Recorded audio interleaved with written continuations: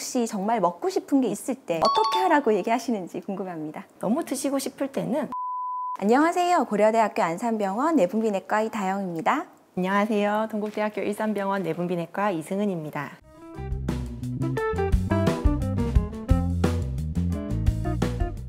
오늘은 임신성 당뇨병의 혈당 수치 관리에 대해서 알아보고자 합니다. 임신 전에는 당뇨병이 없었다가 임신 중후반에 당뇨병을 진단받은 경우가 임신성 당뇨병인데요. 진단과 치료에 대해서 간략하게 설명 부탁드립니다. 우선 임신성 당뇨는 임신 24에서 28주 차에 경구 당 부하 검사를 해서 혈당이 얼마나 높아지는지를 보고 진단을 하게 됩니다. 진단을 받게 되면 치료는 크게 약물 치료와 비약물 치료로 나눌 수 있는데요. 비약물 치료라고 하는 것은 식사 조절과 운동 조절이 포함이 되게 됩니다. 우선은 식이 조절과 운동 조절로 혈당 조절을 할 수 있고, 이것만으로 조절이 어렵다면 보통 임신성 당뇨에서는 인슐린 치료를 받게 되는데 이러한 약물 치료를 함께 하게 됩니다. 이 기준은 혈당 수치를 기본으로 하기 때문에 자가 혈당 측정이 필요합니다.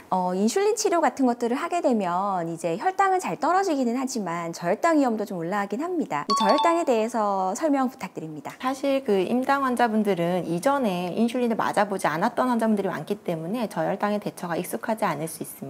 일반적으로 저혈당이라고 하는 것은 혈당이 70 미만으로 떨어지면서 저혈당과 관련된 증상이 있을 때를 의미하는데, 그러한 증상들은 이제 배고픔, 식은땀, 그리고 두근거림, 손발에 힘이 쭉 빠지는 느낌, 이런 것들을 포함하고요. 그런 증상이 있으면서 혈당이 낮을 때는 빨리 혈당을 올리는 식품을 드셔서 혈당을 올려주시는 것이 좋습니다. 저혈당이 흔히 오는 경우에는 주사는 맞았는데 식사를 제때 못했다든지, 혹은 식사를 평상시보다 적은 양을 했다든지, 혹은 오늘 좀 과하게 운동을 많이 했다든지, 인슐린 용량을 늘려가고 있는 경우에 인슐린 용량이 좀 과하다든지, 이런 경우에 발생할 수 있습니다. 그래서 저혈당이 왔을 때는 응급식품을 섭취하신 다음에 한 15분 정도 있다가 다시 한번 혈당을 재어서 혈당이 잘 회복되었는지 확인하는 것이 도움이 되겠습니다. 임신성 당뇨병은 보통 24에서 28주 진단이 되고 분만을 40주 전후로 하기 때문에 진단과 치료의 기간이 한 2~3개월 정도밖에 되지 않습니다. 그래서 이 사이에 이제 빠른 치료 방법의 전환을 위해서는 혈당 체크를 하는 것이 굉장히 중요해 보이는데요. 혈당 체크는 어떻게 하면 되는지 설명 부탁드립니다. 보통 당뇨병 환자분들이 이제 만성 조절이라서 이제 전생의 주기를 거치면서 천천히 조절을 하는 반면에, 임신성 당뇨 환자분들은 단 3개월 동안 누가 더 조절을 잘 하느냐가 목표이기 때문에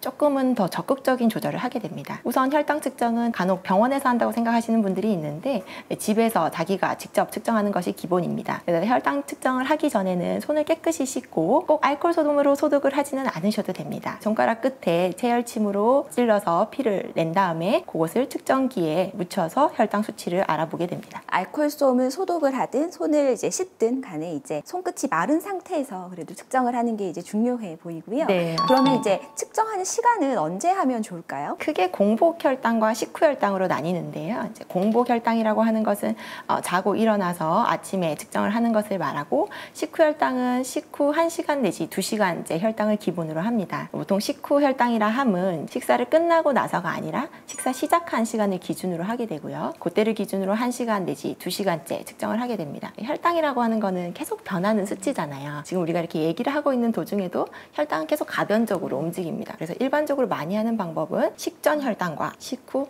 1시간 내지는 2시간 중에 이제 편하신 시간대를 선택해서 측정을 하는 것이 일반적입니다. 식사를 보통 하루에 3번 드시는 게 네. 기본이니까 하루 3끼 식후 혈당까지 포함하면 식전 식후 6번이 되고요. 자기 전까지 7번이 되는데, 저 같은 경우에는 이제 초반에 진단이 되고 치료 방침이 결정되기 전까지는 식전 식후 하루 6~7번을 다 측정하도록 권고를 합니다. 교수님은 어떻게 하고 계신가요? 저도 이제 초기에 치료 방법 확립 전까지는 가급적 많이 재보시라고 하고요. 혈당이 어느 정도 안정화되고 치료 방법이 정립되게 되면 환자분에 따라서 수치를 조금씩 적게 측정해도 되고, 개별화해서 좀 줄여나가시도록 설명을 드리고 있습니다. 그럼 아까 이제 식후 1시간 혹은 식후 2시간이라고 하셨는데요. 2번 다 측정을 해야 되는 거냐, 둘 중에 뭐가 더 좋냐, 이렇게 물어보시는 분들이 많으실 텐데요. 좀 설명을 부탁드립니다. 어떤 게 더 좋다라고 하는 것은 근거가 없습니다. 둘 중에 본인이 조금 더 적합한 시간대를 하나 골라서 측정을 하시면 되고요. 다만 목표 혈당 기준은 조금 다릅니다. 식후 1시간은 140 미만, 식후 2시간은 120 미만으로 조절하는 것이 목표입니다.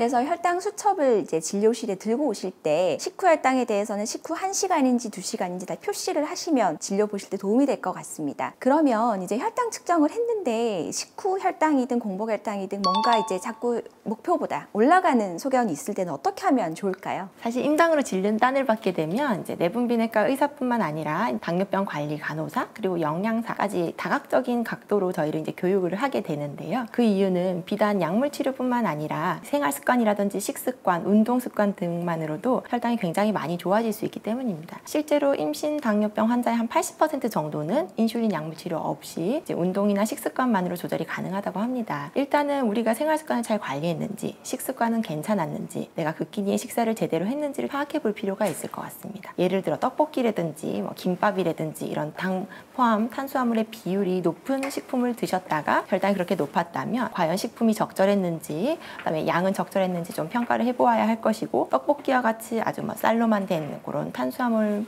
부하가 높은 음식들은 조금 자제를 하는 것이 좋겠습니다. 혹시 정말 먹고 싶은 게 있을 때 그럴 때는 어떻게 하라고 얘기하시는지 궁금합니다. 근거가 있는 부분은 아니기 때문에 제가 말씀드리기 조금 조심스러운 부분은 있습니다. 하지만 하루에 한 번의 혈당에 올라간 것이 뭐 산모와 태아에 나쁜 영향을 미치는가, 그런 것도 역시나 근거가 없습니다. 그래서 너무 드시고 싶을 때는 드시라고 합니다. 평상시에 잘 조절을 하는 것이 기본이 된다면 그 한 번이 크게 해롭지는 않을 테니 너무 심적으로 염려하지 말고 드시라고 말씀을 드리는 편입니다. 네, 저 같은 경우는 요즘에 이제 연소혈당 측정을 많이 쓰니까 혈당이 이제 올라가는 추세가 많이 심하면은 이제 소량의 인슐린을 맞는 형식으로 조절하기도 했었습니다. 그 다음에 해볼 수가 있는 게 이제 운동요법이 있겠습니다. 운동은 어떻게 하면 좋을까요? 교수님께서 경험을 말씀해 주시니 저도 조금 경험을 공유해 보려고 하는데, 저는 사실 임당이 있었습니다. 인슐린 치료도 받았었고요. 근데 운동을 하면 정말로 혈당이 잘 떨어집니다. 근데 이제 운동에 어떤 강도를 해야 되느냐에 대해서는 사실 연구가 그리 많지는 않은데요. 중등도 강도로 일주일에 150분 정도를 추천하기도 하고, 혹은 조금 더 짧은 강도로 식후에 운동을 하기를 추천하기도 합니다. 왜냐하면 임신 당뇨병의 환자분들은 주로 식후 혈당이 높아지는 특성이 있기 때문인데, 이제 식후에 조금 나눠서